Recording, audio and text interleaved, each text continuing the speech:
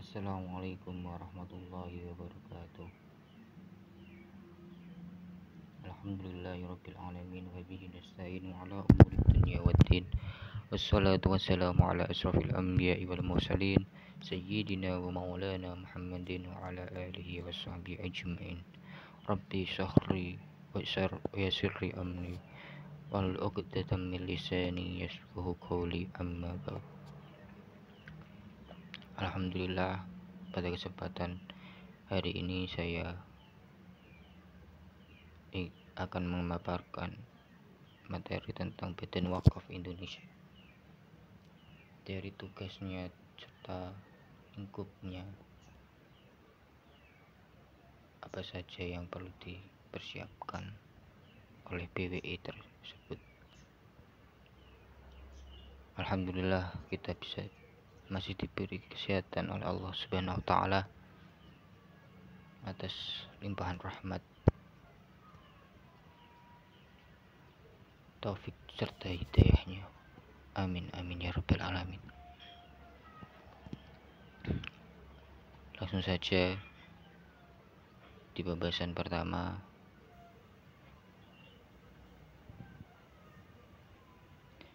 Badan Wakaf disingkat Badan Wakaf Indonesia disingkat BWI adalah lembaga negara independen yang dibentuk berdasarkan Undang-Undang Nomor 41 Tahun 24 tentang wakaf.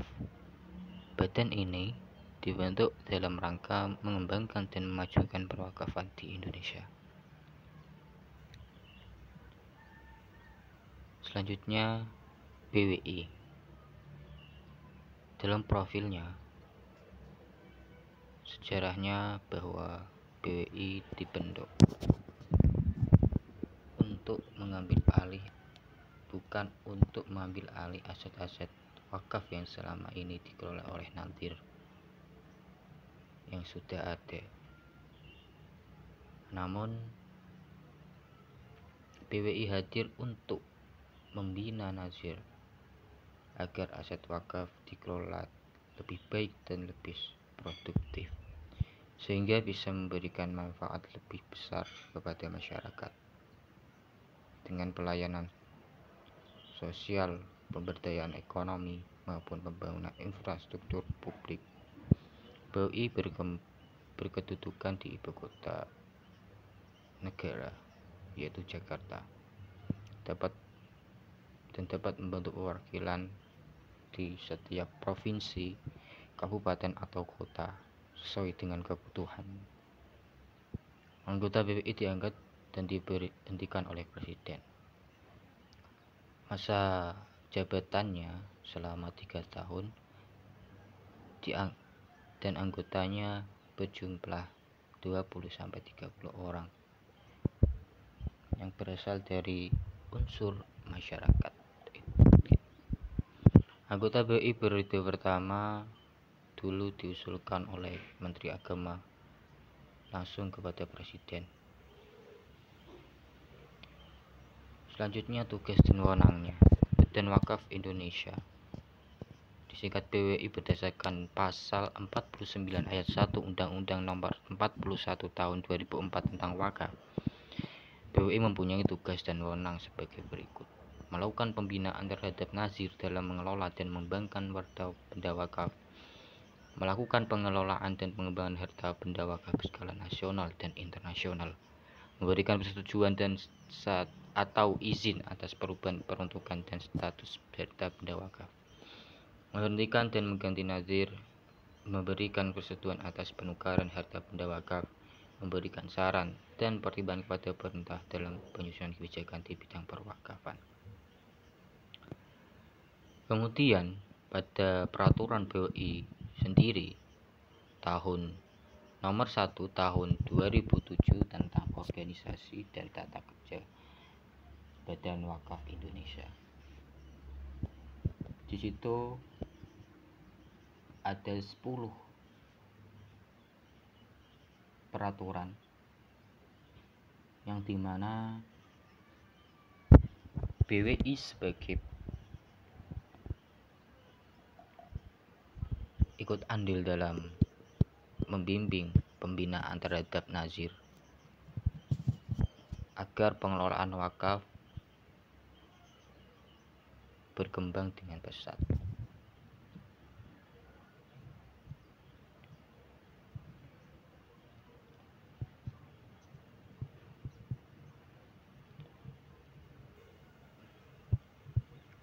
Pada poin 6 sampai 10 ini memberikan saran menerima melakukan penelitian pendaftaran nazir, memberhentikan dan menggantikan nazir bila dipandang perlu, memberikan saran dan pertimbangan kepada Menteri Agama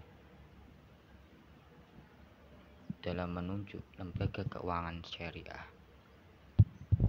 dalam peruntukan wakaf uang. Penerima pendaftaran akta ikrar wakaf benda bergerak selain uang dari pejabat pembuat akta ikrar wakaf yang kita singgung di pertemuan kemarinnya lagi. Lalu pengangkatan dan pemberhentian anggota PWI dalam pasal 1 bab 1 ketentuan umum pasal 1 dalam peraturan ini yang dimaksud dengan presiden adalah Presiden Republik Indonesia, Badan Wakaf Indonesia, menteri adalah menteri yang menyelenggarakan urusan pemerintahan di bidang agama. Bab 2 bagaimana pengangkatan dan pemerintahan anggota PWI. Dalam pengangkatan pasal 2, untuk dapat diangkat menjadi anggota PWI, setiap calon anggota harus memenuhi persyaratan warga negara Indonesia, beragama Islam, dewasa, amanah, mampu secara jasmani dan rohani, tidak terhalang melakukan perbuatan hukum.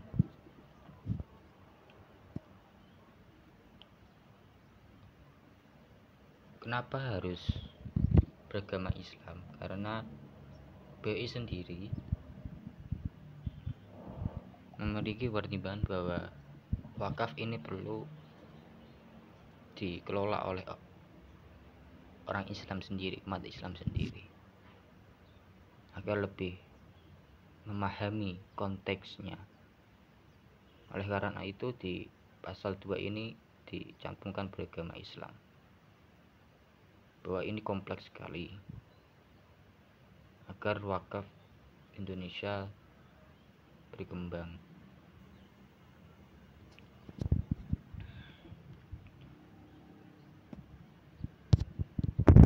Lalu apa yang dipersiapkan dalam dibutuhkan kalian khusus selain persyaratan sebagai dimaksud pada ayat 1 tadi? Calon anggota PWI harus memiliki keahlian di bidang hukum, pengelolaan keuangan, investasi, dan kewirausahaan. Di poin ketiga, setiap calon anggota PWI harus melampirkan surat lamaran, biodata, ijazah terakhir, fotokopi kartu tanda penduduk, pas foto terakhir berwarna karya tulis tentang wakaf, dan surat pernyataan kesediaan menjadi anggota PWI. Dalam hal calon anggota PWI diusulkan oleh organisasi, lembaga, atau badan yang saya memberi ketentuan sebagai maksud pada ayat 2 tadi. Jadi melampirkan rekomendasi dari lembaga atau badan yang mendelegasikannya, diusulkannya gitu.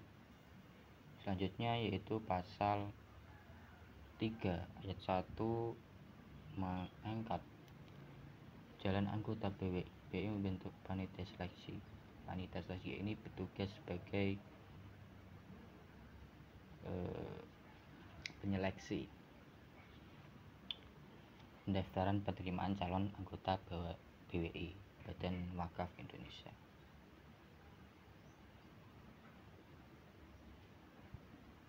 Tentu melalui surat keputusan yang dikeluarkan oleh Badan Wakaf Indonesia. Selanjutnya pada pasal 4 ini pengangkatan pada rapat pengurusan lengkap bagaimana dimaksud pada pasal 3 ayat 3 huruf C memilih menetapkan calon anggota PWI yang berjumlah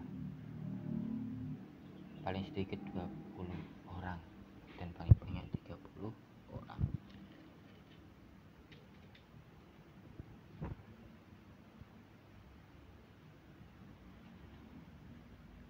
B. Unsur masyarakat. BWI mengusulkan calon anggota BWI yang telah ditetapkan oleh rapat pengurus tadi lengkap kepada Presiden melalui Menteri untuk diangkat menjadi anggota BWI. Presiden mengangkat calon anggota BWI sesuai ketentuan peraturan undang-undangan. Lalu dalam hal pelaporan atau pertanggungjawaban perwakilan BWI menyampaikan laporan berkala dalam rapat per tahun. Ini agar perwakafan di Indonesia transparan dan akuntabilitas. Dalam pasal yang lain menyebutkan sebegitu. Laporan berkala sebagaimana dimaksud pada ayat 1 disampaikan setiap 3 bulan sekali dan laporan tahunan disampaikan pada bulan pertama tahun berikutnya pada BWI. Perwakilan BWI dapat menyampaikan laporan khusus pada BWI jika dipandang perlu. Laporan tahunan sebagaimana dimaksud pada ayat 1 memuat sekurang-kurangnya perkembangan perwakafan, laporan keuangan sebagai kegiatannya sudah atau belum terlaksana, dan hal-hal lain yang dianggap perlu. Laporan tahunan sebagaimana dimaksud pada ayat 4 huruf B diaudit oleh lembaga independen dan diumumkan kepada masyarakat melalui media massa setempat setelah disampaikan kepada BWI. Demikian presentasi saya, kurang lebihnya saya mohon maaf apabila ada kurang dan khilaf dalam penyampaian materi ini. Saya mohon maaf yang sebesar-besarnya. Assalamualaikum warahmatullahi wabarakatuh.